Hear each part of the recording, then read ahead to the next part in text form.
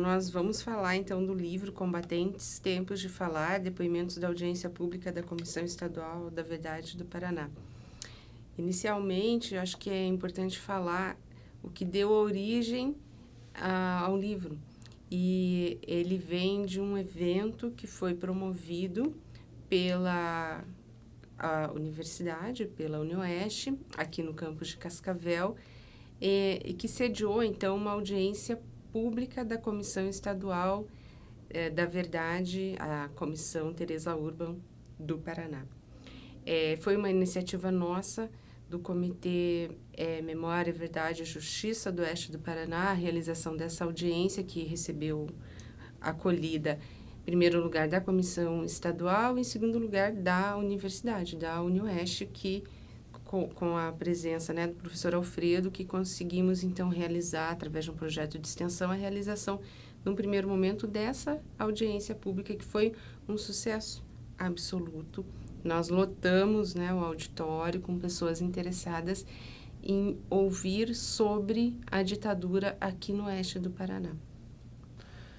Então, esse projeto, que é um projeto de extensão, ele tem toda uma preocupação em garantir tempos de falar, né?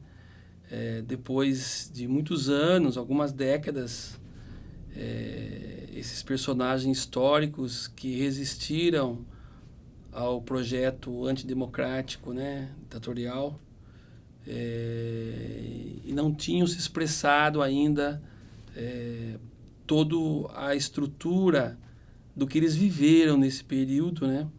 Enquanto alguns militantes partidários, outros ligados a organizações sindicais e outros sem nenhum vínculo, simplesmente tendo no seu campo ético-político uma compreensão contrária àquele momento histórico, né?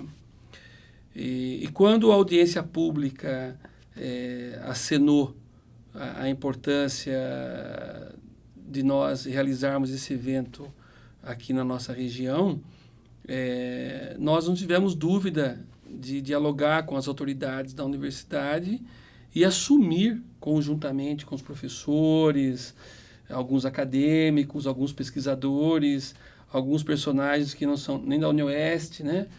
Juntos tentamos aí garantir esse tempo de falar, né? E como a Carla colocou, foi um grande sucesso. Sucesso, eu acho que em alguns sentidos de público, sucesso na própria organização do processo, todo mundo se entregou a esse evento.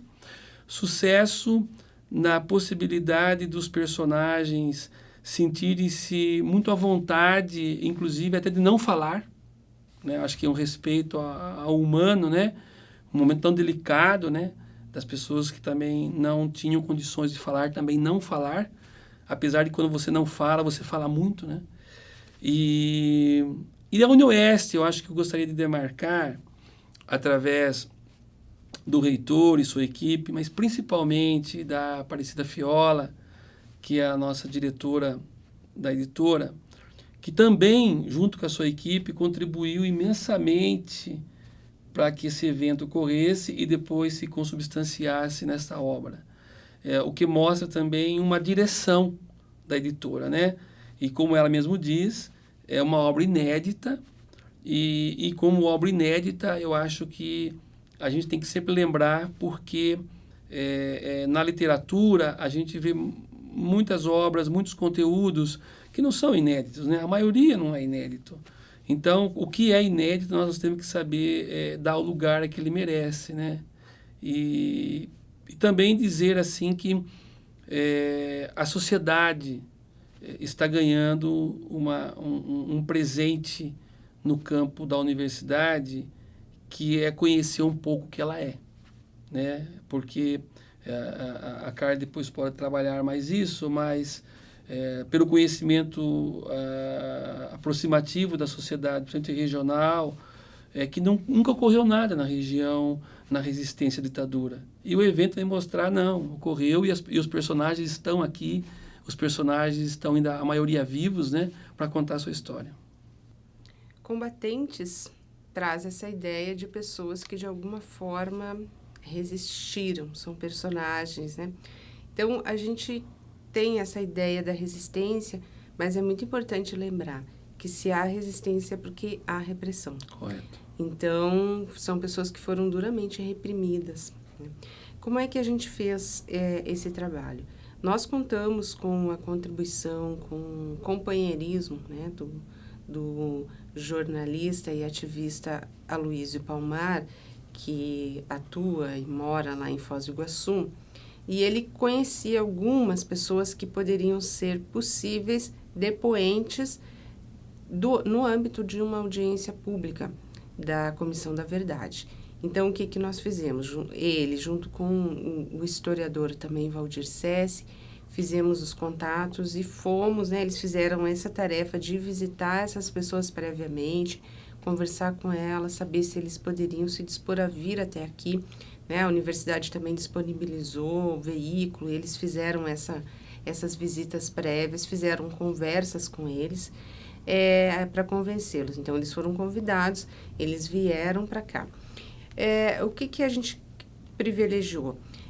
Eu confesso que quando a gente estava organizando, a gente ficou com um certo medo de que a atividade seria uma atividade para nós mesmos, que seria muito poucas pessoas, só talvez alguns alunos.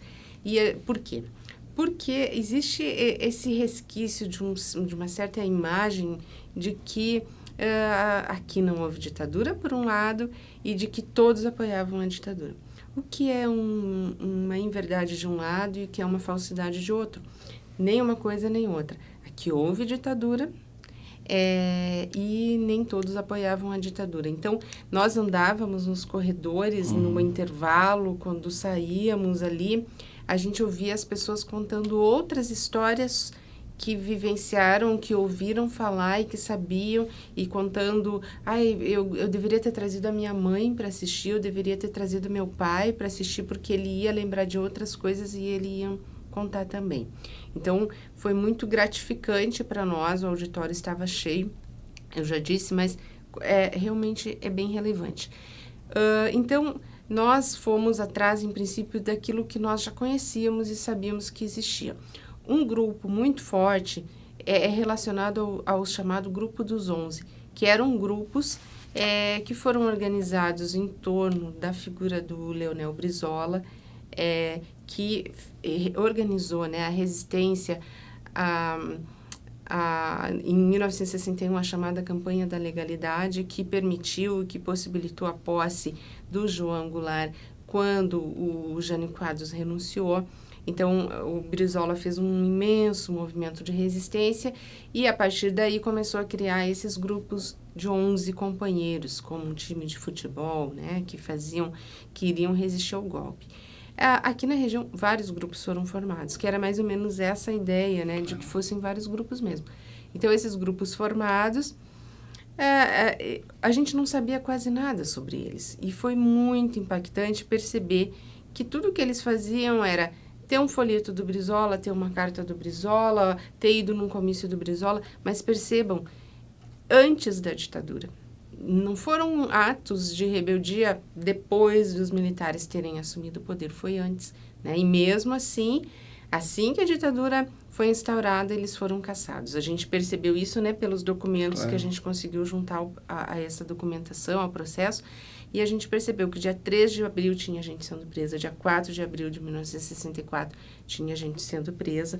Então, a gente conseguiu o depoimento de alguns desses antigos militantes dos grupos de 11, o seu Simval Schreiner, Lauro Adão Rossini, Valdemar Torres Rossini, Adair Amaro, Benjamin Machado, Sérgio Goulart, que fala com o filho dele, Werner Valber, Braulino Martins. E aí eu chamo a atenção para um detalhe, que o seu Braulino, ele ouviu falar que essa atividade estava sendo realizada, né, na divulgação que foi feita com os companheiros do comitê que conseguiram fazer a divulgação. Ele ouviu a informação e veio aqui, e lá entrou em contato com a gente na hora e resolveu dar o depoimento dele. E o depoimento deles é um dos mais impactantes, né? Ele conta que foi carregado junto com outros companheiros, jogados dentro de uma caçamba, todos estrelados, né? Por isso que a gente colocou, inclusive, uma mãos estreladas aqui na capa do livro. Uma artista fez esse desenho para nós, porque isso ficou para nós, né? Eles, assim, presos com cordas, e depois, quando chegaram no destino, a caçamba foi levantada e eles caíram como se fossem... Acho que nem os porcos são tratados dessa forma, né? Claro. Então, foi muito impactante. Além do grupo dos 11, nós tivemos, então, acho que é importante rapidamente falar de membros da Operação Três Passos, que é uma operação que foi o primeiro movimento armado de resistência à ditadura, que saiu lá do Rio Grande do Sul, de Três Passos, e eles queriam demarcar, né, a data do 1 ano da ditadura, então em março de 65, e eles foram presos aqui na região de Capanema. Na ocasião, estava acontecendo a inauguração da Ponte da Amizade, então tinha muita cobertura midiática aqui na região, da imprensa nacional, Manchete, Cruzeiro, e isso, de certa forma, salvou-lhes a vida, porque houve essa cobertura, né? E nós tivemos 3 pessoas que fizeram parte desse grupo, que fizeram parte desse levante e estavam aqui, deram seus depoimentos também. Além disso, nós tivemos representantes da Vanguarda Popular Revolucionária, VPR, que militaram aqui na região. A Luísa Palmar é um caso, e a Clarissa Mertz, que veio falar em nome do pai dela. E outro caso que eu acho bastante interessante é o caso da VAR Palmares, que aconteceu uma organização aqui em Nova Aurora, muito próximo de nós, onde um grupo se organizou. Eles estavam trabalhando com o método Paulo Freire de ensino, fazendo educação camponesa, e era um grupo que, sim, eles estavam fazendo treinamento para o enfrentamento militar, que não chegou a acontecer. Eles foram presos, foram levados para Cascavel e duramente torturados lá no Batalhão de Fronteiras, e daí para outros lugares também sendo torturado. No mesmo dia, também tivemos a surpresa da chegada do senhor Jaime Mariano, que veio falar sobre o seu pai, que era membro do Partido Comunista Brasileiro. E a gente elenca ainda 4 casos que têm a ver com a Operação Condor.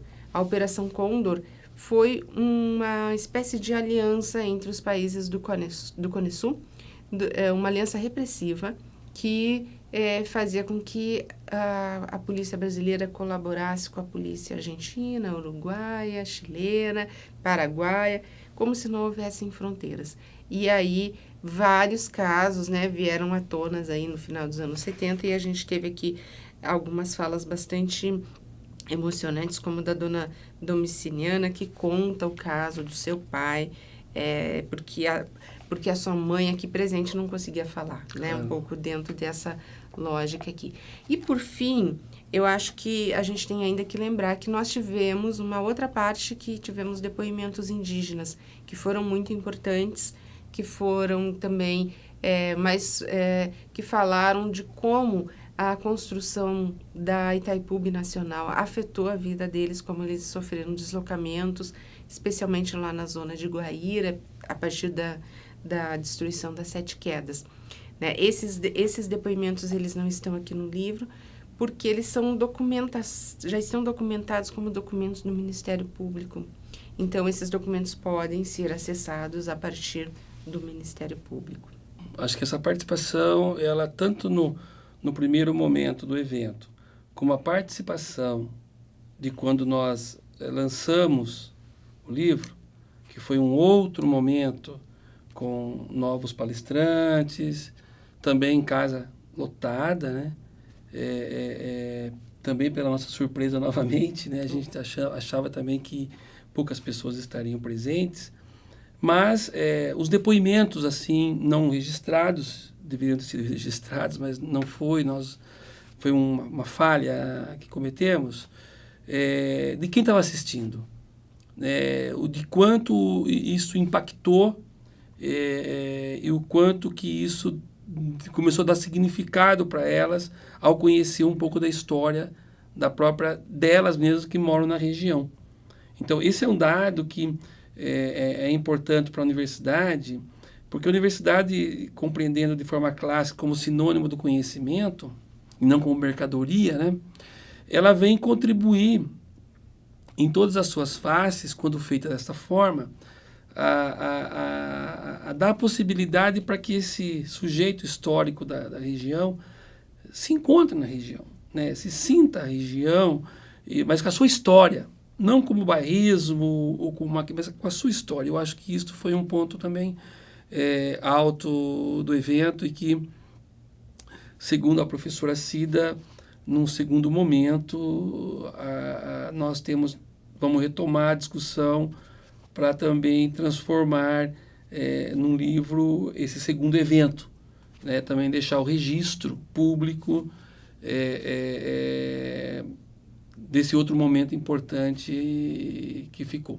E no dia do lançamento, acho que eu posso falar isso, né, do livro, deixou todos nós muito emocionados, porque as pessoas que estavam presentes, que receberam o livro, fizeram questão de ficarem na fila enorme para que esse livro fosse autografado por algumas pessoas que voltaram a esse evento, estavam presentes, e deixar um pouco da sua história, né? Isso no campo não só concreto, real, mas no campo psíquico, né? A importância para a história dessas pessoas de dizer, olha, eu sou parte da história, né? Então, acho que eu queria colocar um pouco isso, acho que é importante ficar registrado. Inclusive, aconteceu uma cena linda no final, quando eu fui chamar a filha, acompanhante de um dos senhores, para dizer que ele já estava quase pronto para ir embora, e ela estava no telefone falando com alguém da família, e ela dizendo, não, o pai não pode atender o telefone porque ele está autografando seu livro. Foi algo assim lindo para nós, porque deu para sentir isso, que a própria família estava ligando para saber como é que tinha sido o lançamento do livro, a emoção de ter participado e de terem sido sujeitos da história. Por quê? Porque essas pessoas, elas sofreram muita discriminação. Essas pessoas foram muito mal vistas, essas pessoas tiveram que se mudar das suas casas, elas perderam propriedades, elas tiveram as suas propriedades saqueadas, né? Como elas narram, então, em diferentes casos aqui no livro. Por quê? Vejam bem o caso do Grupo dos 11, porque eles tinham apoiado, durante o período democrático, um movimento democrático, né? E depois que houve a ditadura, eles são reprimidos por algo que eles fizeram antes. Com toda clareza, ninguém pegou em armas contra a ditadura aqui na região. Essas pessoas dos grupos dos 11, elas não fizeram nada disso, né? Elas ficaram trabalhando como camponeses, pequenos trabalhadores que eles eram. Mas mesmo assim a ditadura queria mostrar para que veio.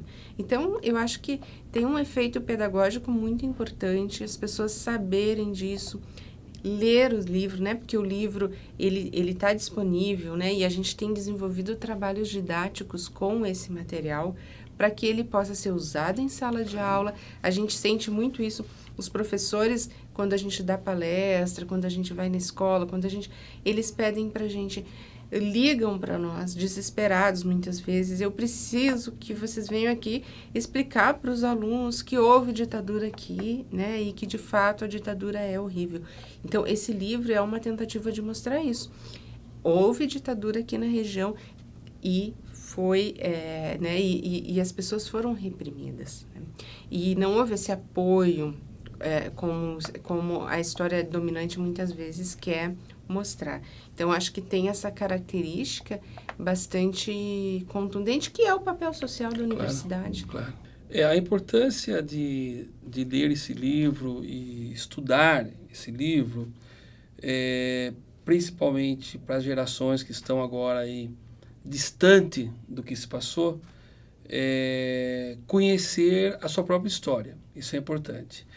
A segunda questão, que a Carla, com o seu grupo de pesquisa, já vem fazendo esse trabalho, é que o nosso papel, junto com a editora, ele é de distribuição gratuita, mas ele não é de distribuição gratuita para qualquer um. Ele tem uma direção para bibliotecas, para professores que trabalham matérias nesta área e também, principalmente hoje, o pessoal que está ligado ao PDE, né? Tanto aqui do núcleo de Cascavel como do núcleo de Beltrão. Né? Todos os professores que estavam participando receberam um volume. Então, a importância desse conteúdo, ela é a prova concreta da relação de antagonismo e contradição de classe. Ou seja, não tem nada de inocente, né? Há uma contradição de classe, há um antagonismo de classe concreto, e a classe, seja ela trabalhadora consciente ou não, seja ela nas suas diferentes frações, respondem, né, quando ela é colocada em questão. Então, acho que isso é muito importante deixar registrado enquanto o valor dessa obra. Como foi mencionado, existem pesquisas sendo realizadas. Né? Nós, por exemplo, temos um projeto de pesquisa Ditadura no Oeste do Paraná, que é financiado pelo CNPq. Outros professores têm outros projetos paralelos também. Nós do curso de História lá de Rondon e outros em outros locais também. Mas eu queria ressaltar o seguinte: tem pesquisa, por exemplo, realizada sobre o grupo MR8 que atua aqui na região, tem sobre a Var Palmares que atua aqui. Então, evidentemente que a fala dessas pessoas, elas não corresponde ao todo das questões, ela não pretende ser a verdade absoluta sobre os temas que eles estão falando. Essa fala é o relato das pessoas, é a sua opinião, é o seu ponto de vista, é a sua experiência, é a sua vivência. Né? Mas eu acho que é importante que, ao lerem, se sentirem instigados a pensar mais, a estudar mais, a buscar mais informação ou, eventualmente, a trazer um outro aspecto que ainda não tenha sido tratado, sintam-se convidados, porque a história vai sendo feita exatamente dessa maneira. Então, acho que é importante ressaltar isso.